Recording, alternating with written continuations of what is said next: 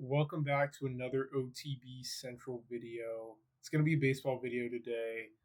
I know it's been a long time since I've been on the channel, since I've been doing like long form videos. It's been a lot of shorts. Life has gotten in the way, school, work, a bunch of different stuff. But I'm here back talking about the Mariners offseason plan. Obviously, Josh Naylor's already been signed. That's the big, problem that need to be addressed going into the offseason. It's already been addressed, thankfully. First off, congrats to the Dodgers for winning the 2025 World Series. They're back-to-back champions. First time it's been done in a long time. I think 25 years ish. It's been crazy. The Dodgers run, their improvement, their ability to go out and get guys. Some might say it's bad for the game. I say, it's a challenge for these other teams to step up and really show how serious they are about winning. That's just my opinion. I mean, obviously people have their opinions, but first, congrats to the Dodgers.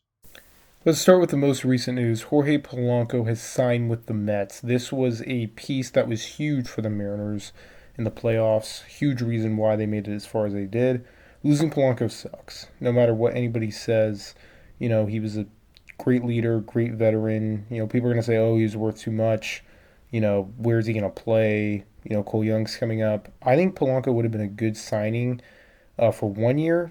2 years, it's tough. And I know that AAV isn't really something the Mariners were particularly interested in, but it's still sad to see Polanco go. And now you're going to see Cole Young really step up, assuming that he is now going to be the full-time second baseman heading into 2026.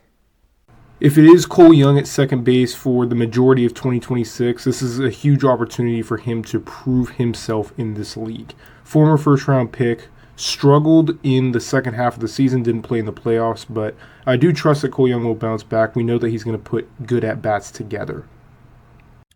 I want the Mariners to give Cole Young this opportunity to play 2026 as the full-time second baseman. He was a guy who, yes, he was good at first, got on base, lots of line drives, struggled a lot with ground balls. He wasn't chasing, wasn't, expanding the zone. We know that he's a hitter who has a great approach, who is going to be great in the bottom of the lineup if he's getting on base, to roll it over for those guys in the top and in the middle.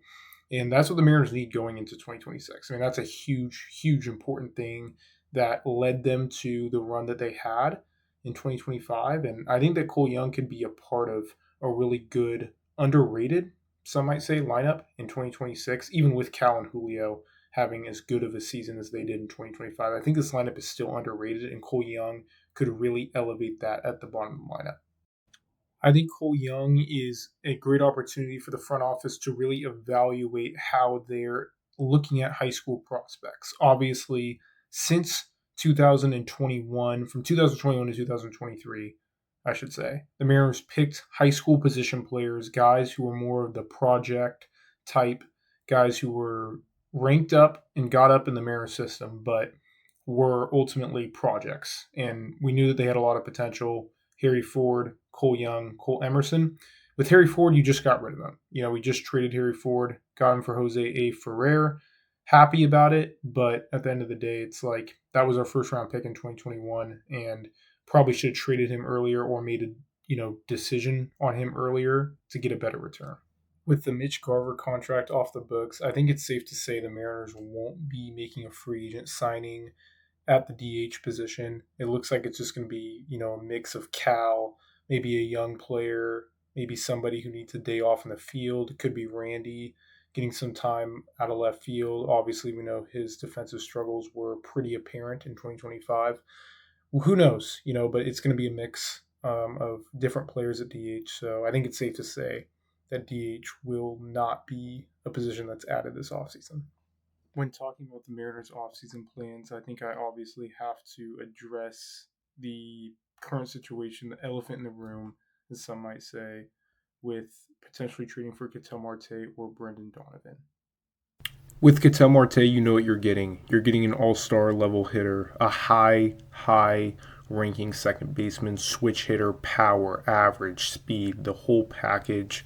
Ketel Marte has been extremely good in Arizona, and he's definitely a player that can elevate a team from just a playoff team to a World Series contender instantly. Now, we all know that Ketel Marte used to be a Seattle Mariner, and this would definitely be an interesting, pricey reunion, but one that I think I would like to see as a Mariners fan. It would take the Mariners, in my opinion, to the highest level and be, I mean, the best team in the American League. Who else is better than the Mariners if you throw Ketel Marte in that lineup with a rotation that will bounce back? With Brendan Donovan, you're getting a utility player that is extremely valuable. Brendan Donovan had a great 2025 season. He was an all star. He was doing all different types of things for the Cardinals, really contributing. You know, his stats were pretty good. Maybe not the best in the MLB, not the best second baseman, best utility player, but he's still very valuable, and he would make the Mariners a lot better on day one.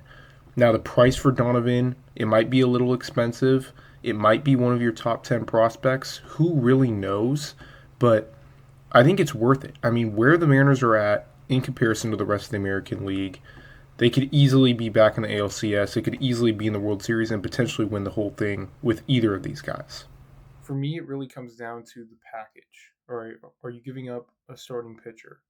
By starting pitcher, I mean one of the five current starting pitchers on the Mariners. It seems like Dipoto is against that completely, but that would then result in trading Cade Anderson or Ryan Sloan because teams need pitching. They need pitching prospects, pitchers, guys who are ready to pitch now, even.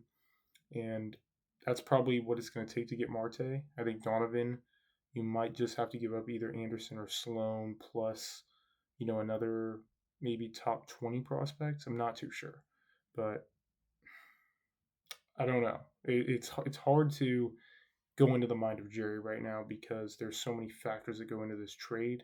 I think it's one that could go, if it does happen, could go deep into the offseason, closer to spring training. Thank you for watching. Like and subscribe for more baseball videos. We have a lot more coming soon. Obviously, took a break from long form videos, been doing more short form stuff, but the long form videos will be coming throughout this off season, leading up to the season. Be talking about the WBC. Obviously, there's a lot of news there, and yeah, that's in March. So a lot of videos building up to then. We'll cover all the news in the off season, trades, signings, rumors. But yeah, thanks again for watching, and we'll see you in the next one.